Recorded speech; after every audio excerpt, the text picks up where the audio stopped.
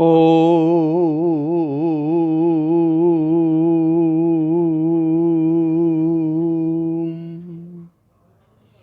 गुरुर्ब्रह्मा गुरुर्विष्णु गुरुर्देवो महेश्वराय गुरु साक्षात् परब्रह्म तस्मै श्री गुरुवे नमः।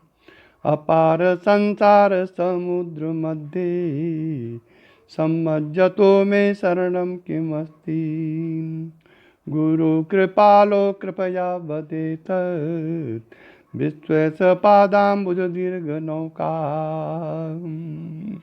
बद्धो हि को या विषयो अनुरागी को वा विमुक्ति विषया विरक्ति को वाति घोरो नरकस्य देह तृष्णाक्षया स्वर्गपदं किमस्ति। को वा गुरुर्योपहितोपदेष्टा हर्षिष्यस्तु को वा गुरुभक्त एव को दीर्घरोगो तव एव साधो किम औषधं तव विचार एव किम औषधं तव विचार एव। भगवत स्वरूप सदगुरुदेव श्री देवेंद्र विज्ञानी जी महाराज के चरण कमलों में प्रणाम करते हुए इस परंपरा के सभी साधकों की आध्यात्मिक उन्नति की प्रार्थना श्री चरणों में करते हुए सौंदर्य लहरी पर आगे का प्रवचन प्रस्तुत किया जा रहा है। आज का शीर्षक है बिंदु त्रय, पंचाग्नि विद्या और ब्रह्मचर्य। ये आज का टॉपिक है। संवर्त अग्नि प्रलय अग्नि को कहते हैं। उसे पाताल स्थित कालाग्नि भी कहते हैं।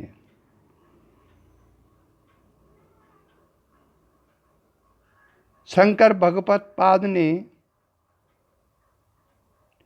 निम्न चक्रों में स्थित अग्नि को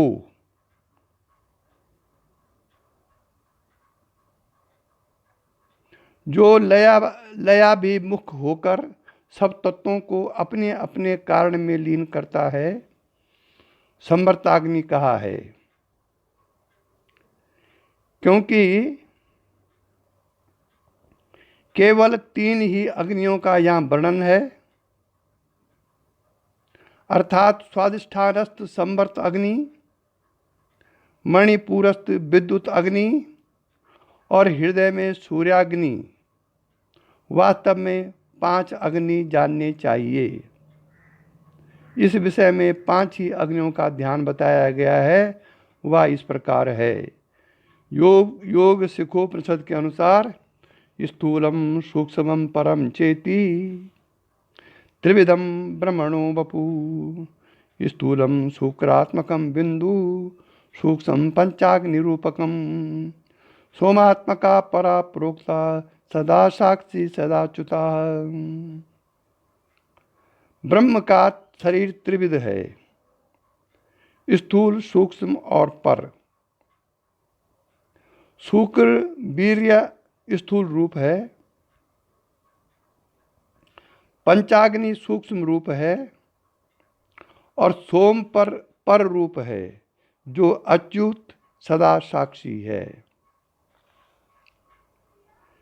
स्थूल बिंदु से पंचाग्नि का संबंध प्रथम ग्रंथि है। पंचाग्नि से पर बिंदु का संबंध दूसरी ग्रंथि है और पर बिंदु से आत्मा का संबंध तीसरी ग्रंथि है। आगे पंचाग्नियों का वर्णन करते हैं कि 5 अग्नियां कौन कौन सी हैं।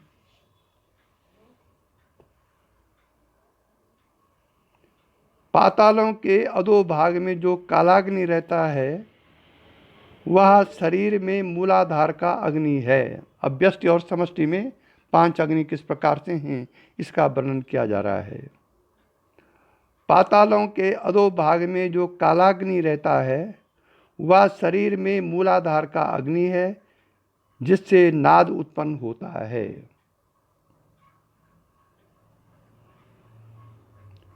स्वादिष्ठान में बड़वाग्नि रहता है। काष्ठ पाषाण का जो अग्नि है वह अस्थियों में रहता है, उसे पार्थिव अग्नि कहते हैं। अंतरिक्ष अर्थात मणिपुर में अर्थात वही स्वांतरात्मा स्वरूप विद्युत अग्नि है। आकाशस्थ अग्नि सूर्य है और वह नाभि सूर्यमंडल में आश्रित है या सूर्य विष की वर्षा करता रहता है, परंतु उन्मुख होकर अमृत का स्राव करता है। जब ये उन्मुख हो जाता है तब ये सूर्य ही अमृत का स्राव करता है। बिंदु भ्रूमध्य में लीन होकर शुद्ध स्फटिक सदृश हो जाता है, जिसको ऊर्ध्वरेता की सिद्धि कहते हैं, जो महाविष्णु देव का सूक्ष्म स्वरूप कहलाता है। इस प्रकार पंचाग्नि का जो बुद्धिमान ध्यान करता है उसका खाया पिया हुआ आहुति के तुल्य है, इसमें संदेह नहीं है।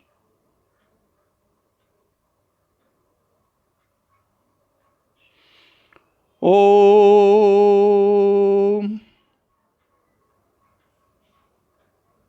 छांदोग्य उपनिषद के 5वें अध्याय के खंड 3 से 9वें खंड तक जिस पंचाग्नि विद्या का वर्णन मिलता है उसी का यहाँ लय कर्म बताया गया है।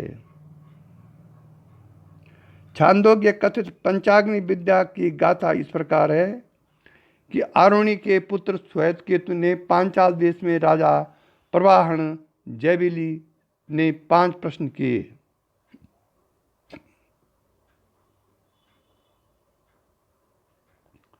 परंतु वह एक का भी उत्तर न दे सका। उसने जाकर अपने पिता से पूछा, परंतु वह भी नहीं जानता था। इसलिए अरुणि अपने पुत्र को साथ लेकर राजा के पास गया और उससे उन प्रश्नों का उत्तर जानने की जिज्ञासा की। राजा ने कहा, यह पंचाग्नि विद्या कहलाती है। पहले ये जो ब्रह्म विद्या है ये राजाओं के पास थी, ब्राह्मणों के पास ये बहुत बाद में आई। उपनिषदों में इसका वर्णन है। वह प्रश्न इस प्रकार हैं। वो 5 प्रश्न क्या थे? क्या तुम जानते हो कि सब जीव मरकर कहाँ से कहाँ जाते हैं? सब जीव मरकर यहाँ से कहाँ जाते हैं? क्या तुम जानते हो कि वे फिर यहाँ लौटकर आते हैं? क्या पितृयान और देवयान दोनों मार्गों को जानते हो? क्या जानते हो कि लोक कभी क्यों नहीं भरता, अर्थात इस आवागमन का चक्र कभी बंद क्यों नहीं होता? और क्या यह भी जानते हो कि 5वीं आहुति में जल से यह देह कैसे बनता है? ये 5 प्रश्न हैं जो कि राजा को उन्होंने पूछा। इन प्रश्नों को पूछने से राजा का अभिप्राय स्पष्ट है कि जो मनुष्य प्रभव कर्म को जानता है वही आवागमन से छूटने के लिए देवयान मार्ग के द्वार खोलते समय इसके प्रतिकार स्वरूप प्रतिप्रसव कर्म को भी जानने का यत्न करेगा। प्रतिप्रसव कर्म कौन सा है? वही शक्तिपात का कर्म। नहीं तो आवागमन का चक्र कभी बंद नहीं होगा। राजा ने जो प्रभव कर्म बताया वह इस प्रकार है। ध्युलोक प्रथम अग्नि है जिसमें सूर्य रूपी ईंधन जल रहा है। दैट इज कॉल्ड ध्युलोक। उसमें देवता श्रद्धा की आहुति देते हैं और उससे सोम उत्पन्न होता है। दूसरा पर्जन्य दूसरी अग्नि है, उसमें सोम की आहुति दी जाती है और वर्षा उत्पन्न होती है। पृथ्वी तीसरी अग्नि है, उसमें वर्षा की आहुति दी जाती है और अन्न उत्पन्न होता है। मनुष्य देह चौथी अग्नि है, उसमें अन्न की आहुति दी जाती है और शुक्र उत्पन्न होता है। स्त्री का गर्भ 5वीं अग्नि है, उसमें शुक्र की आहुति दी जाती है और बालक का देह उत्पन्न होता है। ये 5 अग्नियां उपनिषदों में कही गई हैं। जो मनुष्य इस कर्म को उलटना चाहते हैं उनको ब्रह्मचर्य और ऊर्ध्व रेता रहने का व्रत धारण करके तप करना चाहिए, तब देवयान का मार्ग खुलता है। बहिर्मुख शुक्र संतानोत्पादक होने से सृष्टि कर्मा विमुख रहता है, परंतु ऊर्ध्व होकर अभ्यंतर पंचाग्नियों द्वारा उत्तरोत्तर सूक्ष्म होकर भ्रूमध्य में सोमात्मक परबिंदु के रूप में लौट जाता है। मूलाधार से शक्ति का उत्थान होना प्रथम अभ्यंतर अग्नि है, जिसके योग से शुक्र की ऊर्ध्व गति होती है। फिर वह स्वादिष्टान की अग्नि से सूक्ष्म होकर सब अस्थियों में पृथ्वी तत्व का भेद करता है और मांस एवं रुधिर में भी जल का भेद करके मणिपुर चक्र में अधिक सूक्ष्म विद्युत रूप होकर सूर्य को उन्मुख करता हुआ चंद्रमंडल में पहुंचकर सोम में परिणित हो जाता है। प्रसव कर्म में सोम ही शुक्र के रूप में परिणित हुआ था। प्रति प्रसव कर्म में वह फिर अपने पूर्व रूप में आ जाता है। श्रद्धा के सकाम होने से सोम प्रसवाभिमुख होता है और उसी श्रद्धा के निष्काम होने पर वह अपने कारण हिरण्यगर्भ रूपी समष्टि प्राण में लीन हो जाता है। समष्टि प्राण स्वयं ब्रह्म की किरण ही है। कहा है कि सा प्राणम सृजत प्राण छद्वा खंग वायु ज्योतिरापा पृथ्वीन्द्रियम। उसने प्राण की सृष्टि की। प्राण से श्रद्धा, आकाश, वायु, तेज, जल, पृथ्वी इत्यादि हुए। उक्त प्रतिप्रसव षटचक्र भेद का विषय है। पृथ्वी के गर्भ रूपी पाताल में जो अग्नि है वह अग्नि का एक रूप है। दूसरा रूप भूतल पर काष्ठ पाषाण आदि में है। जल में रहने वाला तीसरा रूप है। विद्युत अग्नि चौथा रूप है और सूर्य की अग्नि पांचवां रूप है। उष्णता, प्रकाश और प्राण शक्ति तीनों का सूर्य ताप में युगपत समावेश रहता है। चंद्रमा सूर्य के ताप को स्वयं पी लेता है और शीतल प्रकाश एवं सोम के रूप में प्राण शक्ति को स्वयं पी लेता है और शीतल प्रकाश एवं सोम के रूप में प्राण शक्ति को अपनी चंद्रिका के साथ पृथ्वी पर भेजता है। प्राण ही जीवन शक्ति है, जिसको चेतन शक्ति भी कहते हैं। प्राणमय कोश की प्राण, अपान आदि 5 वृत्तियां चेतन शक्ति की स्थूल क्रियाएं हैं। चित्ती स्वरूप प्राण ही उपरोक्त श्रुति में ब्रह्म से उत्पन्न होने वाली सोम कहा गया है। चित्ती स्वरूप प्राण अग्नि के उपरोक्त 5 रूप आदि भौतिक स्तर पर बताए गए हैं। वह परस्पर से में संबंधित हैं और एक अग्नि के ही रूपांतर हैं तथा उनका चंद्रमा से भी संबंध है।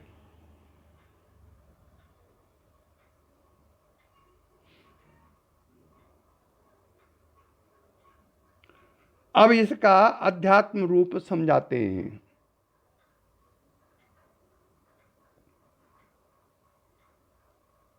जैसे पृथ्वी के गर्भ में 7 पाताल माने जाते हैं।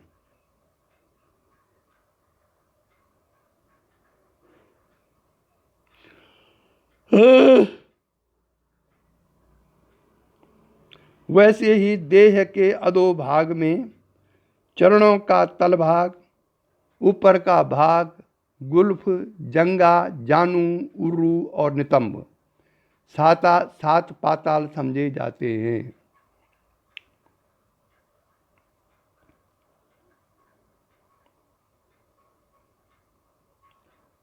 इनमें फैली हुई नाड़ियां मणिपुर चक्र से निकलती हैं। इनके द्वारा जो अग्नि इन अंगों को तप्त रखता है वह पातालाग्नि है।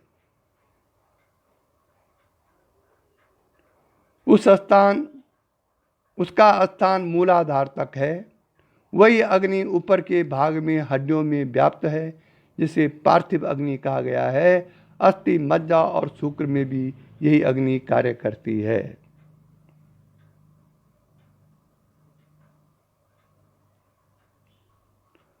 शुक्र में भी दो शक्तियां कार्य करती हैं। मज्जा से बनने के कारण उसमें एक प्रजनन शक्ति वाला भाग है और दूसरा प्राण शक्ति वाला भाग है। वाह! प्रजनन के लिए प्राण शक्ति आवश्यक नहीं होती, इसलिए प्रश्नोपनिषद में कहा है कि रात्रि में रति क्रिया में रमण करने वालों को प्राण शक्ति का ह्रास नहीं होता। और वह ब्रह्मचारी के तुल्य हैं। ये तो उपनिषद कह रहा है।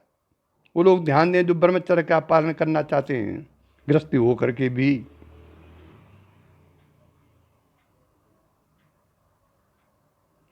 प्रजनन के लिए प्राण शक्ति आवश्यक नहीं होती, इसलिए प्रश्नोपनिषद में कहा गया है कि रात्रि में रति क्रिया में रमण करने वालों की प्राण शक्ति का ह्रास नहीं होता और वह ब्रह्मचारी के तुल्य हैं। परंतु दिन में रमण करने वालों के प्राण भी नष्ट होते हैं, इसलिए दिन में रति क्रिया का निषेध है। प्रश्नोपनिषद का है कि प्राणम वा यते प्रस्कंदन्ति ये दिवा रत्या संयुज्यते ब्रह्मचर्यमेव तद यद रात्रो रत्या संयुज्यते।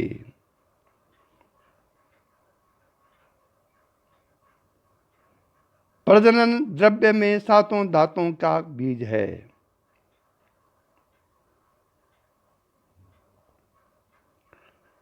प्रजनन द्रव्य में सातों धातुओं का बीज है। यह भाग ऊर्ध्व होकर अन्नमय कोश को पुष्ट करेगा और दूसरा प्राण वाला भाग प्राणमय को पुष्ट करेगा।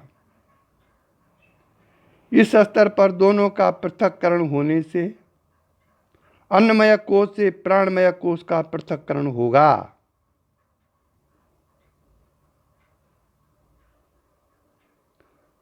प्रजनन द्रव्य के सात धातुओं का बीज है। यह भाग ऊर्ध्व होकर अन्नमय कोश को पुष्ट करेगा और दूसरा प्राण वाला भाग प्राणमय को पुष्ट करेगा। इस स्तर पर दोनों का पृथक्करण होने से अन्नमय कोश से प्राणमय कोश का पृथक्करण होगा। शुक्र में दोनों कोशों की बीज रूप से ग्रंथि रहती है, जिसके टूटने से दोनों कोशों की गांठ खुल जाएगी। इसलिए काम वासना की वृद्धि से यह ग्रंथि दृढ़ होती है और ब्रह्मचर्य अथवा ऊर्ध्वरेता होने से शिथिल होती है। प्रजनन शक्ति वाले द्रव्य से प्राण शक्ति का पृथक्करण होने से वह विद्युत आग्नि सूर्याग्नि क्रम से सोम में परिणित हो जाएगी। प्राण का सोम से पृथक्करण दूसरी ग्रंथि का और सोम से आत्म तत्व का लयकरण तीसरी ग्रंथि का भेद है। यह है ग्रंथि त्रय, इसका जो वास्तविक अर्थ है। दूसरा, प्रजनन शक्ति युक्त द्रव्य जो रुधिर और अंडकोशों के रस के योग से बनता है वह भी प्राण शक्ति युक्त होता है, परंतु वह दोनों का वीर्य में एकीकरण रहता है। स्वादिष्ठान में जल और अग्नि की संधि स्थान है, इसलिए जलस्थ अग्नि को बाड़वाग्नि कहा गया, नाम दिया गया है। समुद्र में रहने वाली अग्नि को बाड़वानल कहते हैं। मणिपुर में सौदामिनी स्वरूपा विद्युत अग्नि है।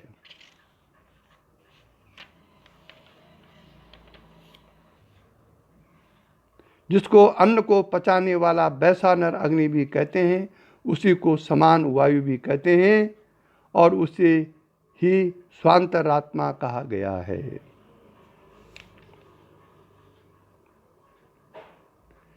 जब कुंडलिनी शक्ति का जागरण होता है तब इसे मूलाग्नि का प्रज्वलन समझना चाहिए, जिसकी क्रिया नीचे पैरों में, ऊपर हड्डियों में और साथ ही जल में भी होती है। अर्थात मांस, रुधिर, मेदा, स्नायु, अस्थि, मज्जा, शुक्र सातों धातुएं संतप्त हो जाती हैं। इनके क्षुब्ध अथवा मंथन होने से शुक्र या वीर्य की आहुति मूलाधार में पड़ती है।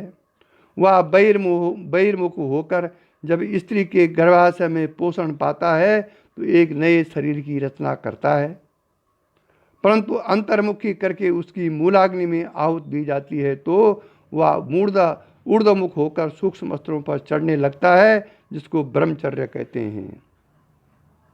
उन सूक्ष्म स्तरों पर चढ़ने की क्रिया को अंतः पंचाग्नि योग कहते हैं। छांदोग्य उपनिषद में प्राकृतिक बाह्य पंचाग्नि योग का वर्णन है। योग शिखोपनिषद में लय विमुख अंतर्याग का वर्णन है। इसीलिए कहते हैं शक्ति यासनाथम यति लोकनाथम और गंगाधर भा विषयोग पाथम। ये शक्तिपात बड़ी विचित्र ये है। अगर आपका शक्ति का विकास पूर्ण स्तर पर हो गया है तो संकल्प मात्र से आप ऊर्ध्वमुख हो सकते हैं।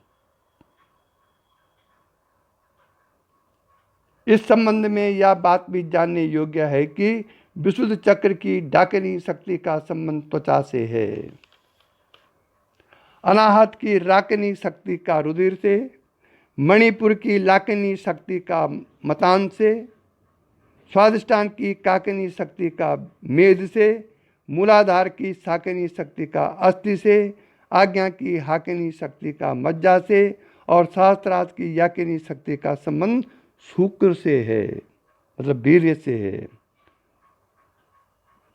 वहाँ उनके प्रिय अन्न भी बताए गए हैं जो क्रमशः दुग्धोदन, घृतोदन, गुड़ोदन, दधोदन, भुग्धोदन और हरिदोदन ये अन्न है इनके।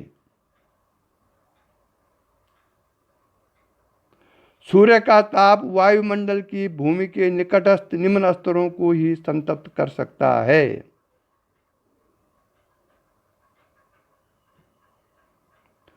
ऊपर के पर्वत शिखरों के स्तर को नहीं तपा सकता है वो। इसका कारण यह है कि निम्न स्तरों की वायु भूमि अथवा समुद्र के जल की उष्णता से तप्त होकर उष्ण हो जाता है, परंतु ऊपर के स्तरों की तरल वायु उतनी तप्त नहीं हो सकती। इसी प्रकार जब सूर्य अधोमुख होता है तो देह की शिव धातुओं में संतप्त कर देता है और उसको विष बरसाने वाला कहा जाता है, परंतु जब वह ऊर्ध्वमुख होता है तब सुषुम्ना पथ के सूक्ष्म स्तरों पर चमकने लगता है और उसकी देह को संतप्त करने वाली शक्ति ऊर्ध्वगामिनी हो जाती है।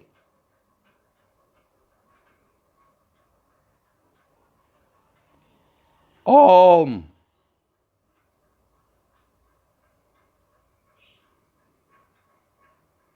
जिससे ऊपर के भ्रूमध्यस्थ चंद्रमंडल का प्रकाश पड़ने लगता है। उस प्रकाश को सोम कहते हैं। चंद्रमा का नाम सोम भी है और मध्य के विशुद्ध चक्र पर विशुद्ध सोम का प्रकाश चमकने लगता है। वास्तव में अग्नि, विद्युत और सूर्य तीनों एक ब्रह्म तेज से ही प्रकाशमान हैं। इसी प्रकार पांचों अग्नियां एक चिति शक्ति से ही प्रकाशमान समझनी चाहिए। चिति शक्ति का स्थान आज्ञा चक्र के ऊपर है।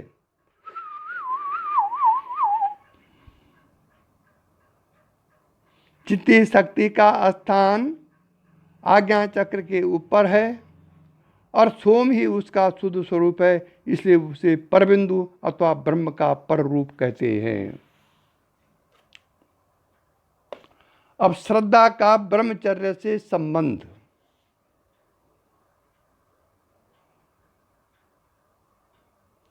जिन साधकों की कुंडलिनी शक्ति का जागरण नहीं हुआ है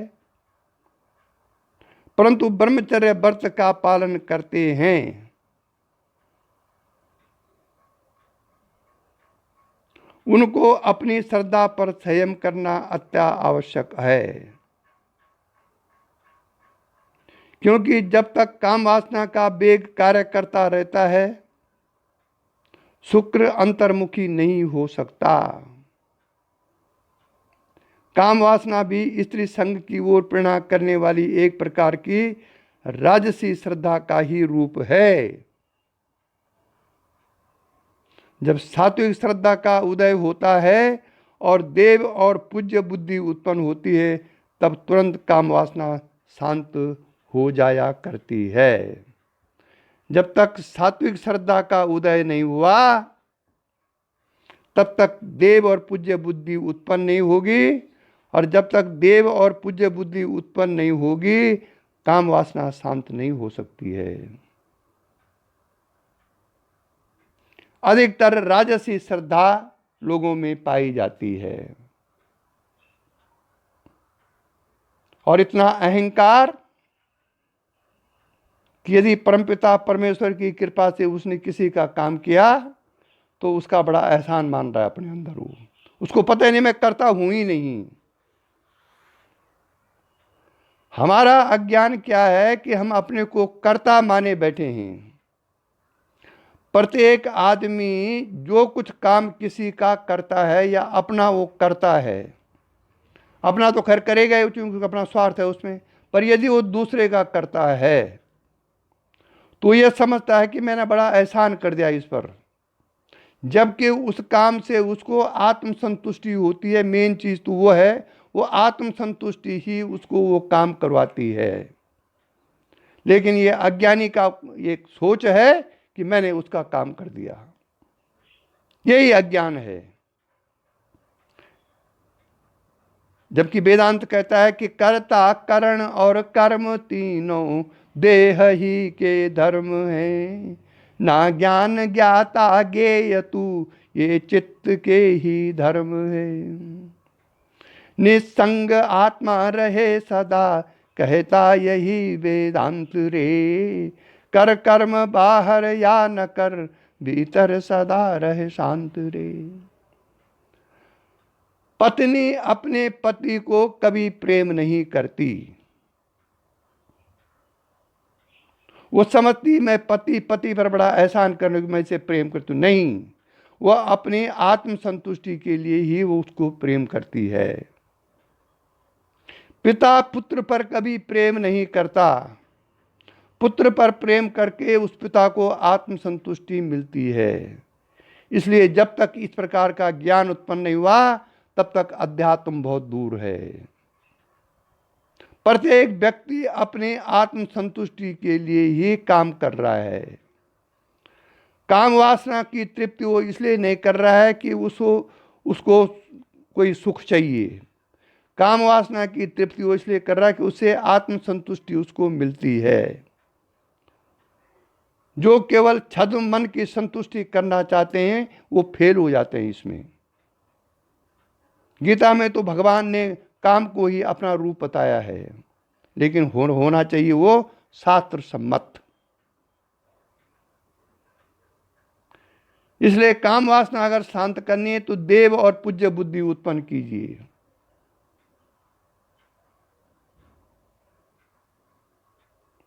श्रद्धा ही बहिर्मुखी होकर सृष्टि का कारण बन जाती है। जैसे कि ऊपर पंचाग्नि विद्या में कहा गया है, और अंतर्मुखी रहने पर श्रद्धा ही मोक्ष का साधन बनती है। कल मैंने एक निष्ठा के बारे में प्रवचन किए थे, शायद कुछ लोगों को अच्छा नहीं लगा, लेकिन मैं वहाँ ये कहना भूल गया जो मुझे बाद में आया कि श्रद्धा तो कईयों पर हो सकती है। श्रद्धा शिव जी पर हो सकती है, श्रद्धा विष्णु पर हो सकती है, श्रद्धा दुर्गा माता पर हो सकती है, श्रद्धा माता रानी पर हो सकती है, लेकिन निष्ठा किसी एक पर रखिए। मेरा यहाँ पर निष्ठा का मतलब ये नहीं है कि किसी पर श्रद्धा भक्ति मत रखो। श्रद्धा तो माता पिता पर भी होती है, लेकिन निष्ठा जो मोक्ष के लिए आवश्यक है वो किसी एक पर रखो, तब जाके आपको परमात्मा की प्राप्ति हो सकती है। इसलिए श्रद्धा को सात्विक रखने पर स्थूल बिंदु की ऊर्ध्व गति संभव है, अन्यथा नहीं।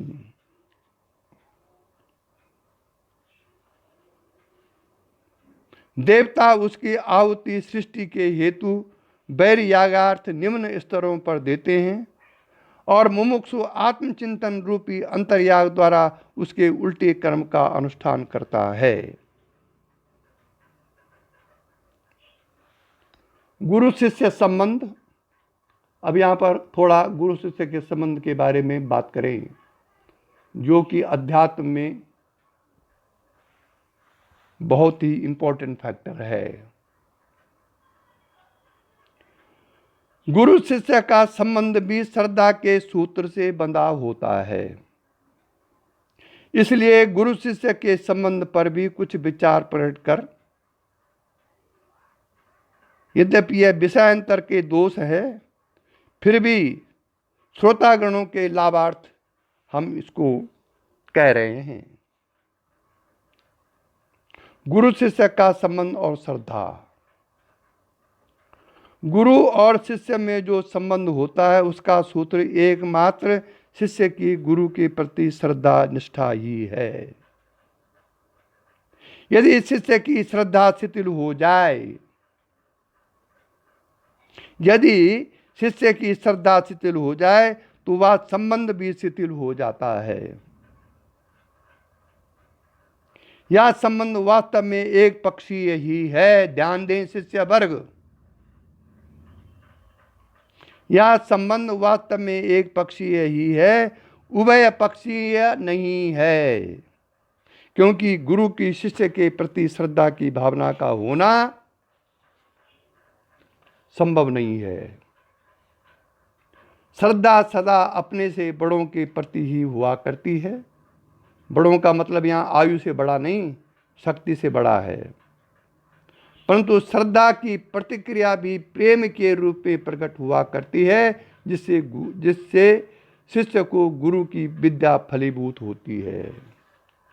अगर आप अपने गुरु पर सात्विक श्रद्धा रखते हैं तो गुरु का जो आंतरिक प्रेम है वो धीरे धीरे आप पर बढ़ता जाएगा। मुझे अभी याद आ रही थी, मेरे गुरुदेव की एक फोटो मेरे घर पर है, सन 1995 की। मतलब दीक्षा लिए हुए 13 साल हो गए थे मुझको। और वो फोटो कब ली थी हमने कि मैं और मेरी पत्नी उनके घर में बैठे हुए थे शाम के टाइम पर, लगभग 5 बजे के करीब। अचानक गुरुजी ने कहा कि चलो फोटो खींचने चलते हैं। देखिए गुरु का प्रेम। उससे पहले हमारे पास ऐसी फोटो नहीं थी, जो हम जानते नहीं थे कि गुरु के चरणों की फोटो लेनी चाहिए। हमने कहा चलो। गुरुजी ने धोती कुर्ता पहना, बहुत बढ़िया, और हमारे साथ चल दिए सब्जी मंडी के। क्या प्रेम था गुरु का, हम दोनों और गुरुजी। और 13 साल हो गए दीक्षा लिए हुए। मतलब 13 साल में तो गुरु शिष्य के प्रति थोड़ा वो हो जाता है, पुराना हो जाता है, लेकिन उनका जो प्रेम था वो बड़ा विचित्र था। भले वो वाणी से बड़े सख्त थे। वो हम दोनों के साथ चले सब्जी मंडी। वहाँ से करीबन शायद 500 मीटर आगे था फोटो वाले की दुकान, जो हमारे भी परिचित था और उनका भी परिचित था। वहाँ जा कर के उन्होंने अपनी फ़ोटो खिंचाई, चरणों की फ़ोटो, पूरा एक हाफ फ़ोटो खिंचाई। हम उनके नज़दीक बैठे, मतलब 3 फ़ोटो खींची वहाँ पर।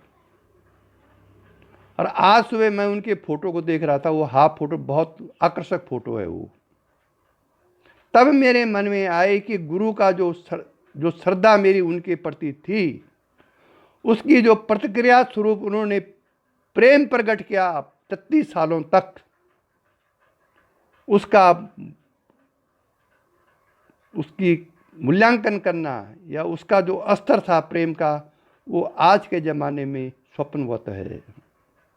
ऐसा मतलब इतने सालों तक उनके मन में कभी भी आध्यात्मिक रूप से हमारे प्रति किसी प्रकार की खिन्नता उत्पन्न नहीं हुई। कारण ये था कि हम उनके अंधश्रद्धा भक्त थे। हमने उनकी व्यावहारिक जीवन में, भौतिक जीवन में जो कुछ भी ऊपर नीचे रहा होगा, कभी उन पर हमारी अपनी दृष्टि नहीं लगाई, क्योंकि वो ग्रस्त थे वो तो, और शहर के माने जाने धनाढ्य थे। लेकिन हमारी दृष्टि केवल उनकी आध्यात्मिक संपत्ति पर थी। उस आध्यात्मिक संपत्ति पर दृष्टि होने के कारण हमने उनके भौतिक जीवन में कभी किसी प्रकार की कोई दृष्टि ही नहीं रखी। इसलिए उनका इतना बड़ा प्रेम हम पर था।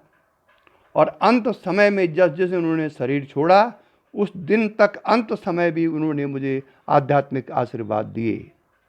जब मैं उनके घर से लगभग 2 किलोमीटर आगे आ गया था, नहीं 1 किलोमीटर आगे, उनके घर हमारे घर में 2 किलोमीटर का फासला है। 1 किलोमीटर आगे जब मैं आया, पुल के ऊपर था, तो अचानक मैं समाधिस्थ हो गया और उनके आदेश आने लग गए घर से। उसी रात 3:30 बजे वो प्रस्थान कर गए। तो यह है गुरु का आंतरिक प्रेम, आध्यात्मिक प्रेम, जो कि श्रद्धा के बदले वो देते हैं नारायण जी। खैर, मैं विषयांतर हो गया, भावना बस मैं कह दिया, ये तो गोपनीय चीज़ें हैं, कौन इस पर विश्वास करेगा कि 1 किलोमीटर से कोई आदेश दे रहे हैं या शिष्य को समझा रहे हैं। यहाँ तक कि सुबह 5 बजे, सुबह 3 बजे जब वो शरीर छोड़ रहे थे, तो मुझे आभास यहाँ पर हुआ और मैं तकिया लगा करके ध्यान में बैठ गया। लेकिन मैं समझ नहीं पाया क्या हो रहा है। मुझे लगा कि कोई अंदर से कोई चीज़ निकल रही है। सुबह उठा तो देखा कि खबर आ गई 6 बजे। तो एक गुरु और शिष्य के बीच की एक आंतरिक प्रक्रियाएं हैं, वो उसी को होते हैं जो कि गुरु के आत्मा से आत्मसात हो गया है। दिखावे के लिए नहीं, सचमुच अंतरात्मा से उसको ये क्रियाएं होती हैं, उसको ये आत्म संबंधी क्रियाएं होती हैं। लेकिन आजकल क्या है, आजकल तो गुरु शिष्य अंधा बगीर कर ले हे खा, गुरु शिष्य अंधा बगीर कर ले खा, एक ना सुनहि एक नहीं देखा। आजकल गुरु और शिष्य का जो मिलन है ना, वो अंधे और बहरों के समान हो गया है। गुरु हो गया बहरा, नहीं शिष्य हो गया बहरा। गुरु क्या चाहता है वो सुन नहीं रहा है, और गुरु हो गया अंधा, शिष्य क्या कर रहा है वो देख नहीं रहा है। ये तुलसीदास जी ने अपने रामायण में कहा कि एक समय ऐसा आएगा। तो आजकल ऐसे ही है।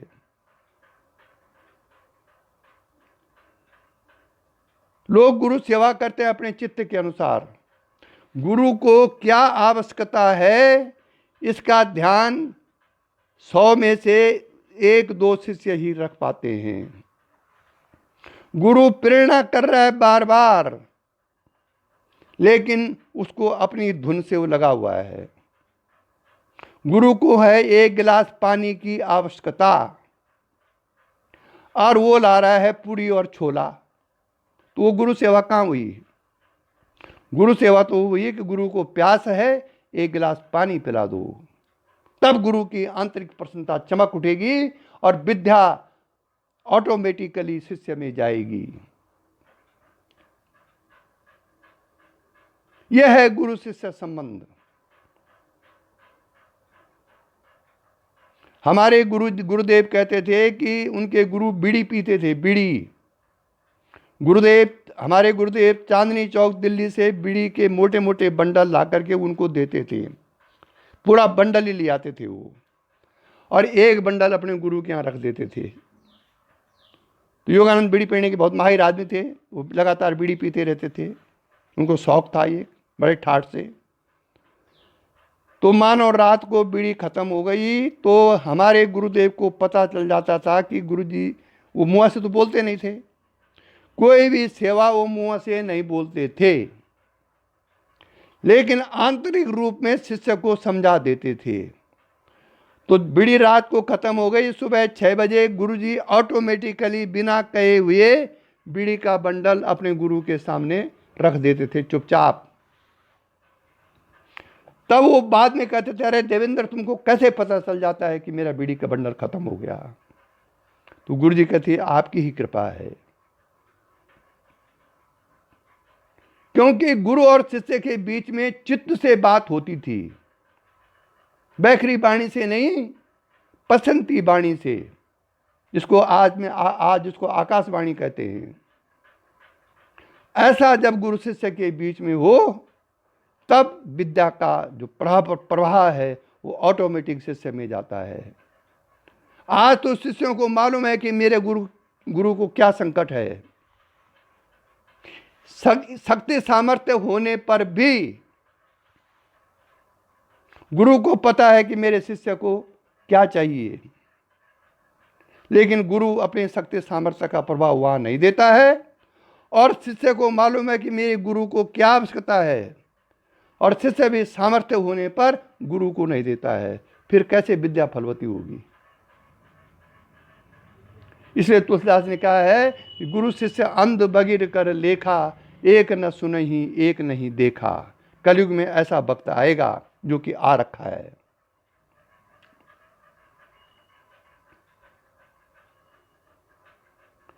शिष्य गुरु की शरण में श्रद्धा की प्रेरणा से प्रेरित होकर जाता है कि उसको वहां से उसकी जिज्ञासा विद्या की उपलब्धि होगी। या तो उपलब्धि होने पर भी लोग गुरु को नकारते हैं। अध्यात्म पथ का पथिक गुरु से भौतिक स्तर पर उस प्रकाश की जिज्ञासा रखता है जो उसे तीनों तापों से मुक्त कर दे। इसलिए वह ज्ञानी गुरु की खोज करता है, परोक्ष ज्ञानी की नहीं। केवल किताबों के ज्ञानी की खोज नहीं करेगा, वो अपरोक्ष ज्ञानी की, जिसको कि साक्षी आत्म तत्व परमात्म तत्व का साक्षात्कार हुआ हो, ऐसे गुरु की खोज वो करे। इसलिए गुरु चाहिए अनुभवी तत्वज्ञानी, जो कि आज के जमाने में दुर्लभ है। ऐसा तो नहीं है कि नहीं है, लेकिन दुर्लभ है। श्री भगवान ने भी ऐसे ही ज्ञानी गुरु की शरण में का जाने का आदेश दिया है। अब शास्त्रों का पालन तो कोई करता नहीं। गुरु से प्रश्न पूछ रहा है उंगली उठा करके, गुरु से प्रश्न पूछ रहा है बिना नम्रता के, गुरु से प्रश्न पूछ रहा है बिना जिज्ञासा के। जबकि गीता कहती है कि तद्वेद प्रणिपातेन परिप्रश्नेन सेवया उपदेशन्ति ते ज्ञानम ज्ञानिनस्ता तत्वदर्शिना। तद्विद प्रणिपातेन, दोनों हाथों को जोड़ करके, परिप्रश्नेन सेवया, दोनों हाथों को जोड़ करके नम्रता भावपूर्वक जिज्ञासा पूर्वक गुरु से प्रश्न करे। अगर वो ऐसा शास्त्रीय नियमों का पालन करेगा, तब वो ज्ञानी गुरु उसको उपदेश करेगा और उससे वो तृप्त होगा। इन नियमों का पालन जो नहीं करेगा तो गुरु भी फिर टाल देगा।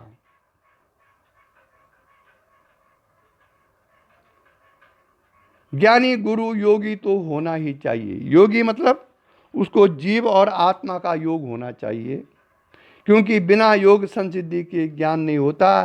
श्री भगवान ने गीता में कहा है कि ततः स्वयं योग संसिद्धि काले नात्मनि विद्यति। ऐसा योग समय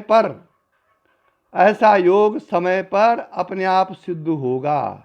अगर आप सिद्ध करने की कोशिश करेंगे तो सिद्ध नहीं होगा, समय आने पर वो सिद्ध होगा। आवश्यकता है कि आप तीव्र संवेगा नाम की दृष्टि से साधना करें।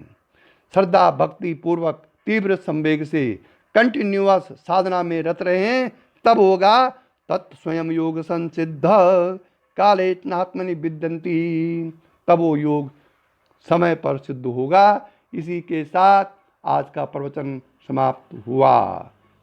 ओम। यही दिव्य दृष्टि हमें दीजे भगवान, हो कण कण में निस दिन तुम्हारे ही दर्शन।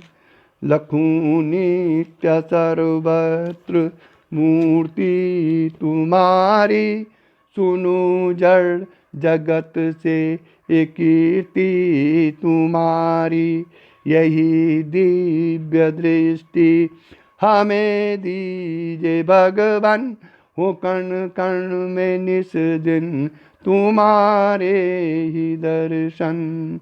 तेरी शुभ सत्ता बिना हे प्रभु मंगल मूल, पत्ता तक हिलता नहीं, खिलता नहीं है फूल। रोम रोम में तुम रमे फिर क्या रहा बिछो, लेकिन तुम मिलते नहीं एक ऐसा संयोग।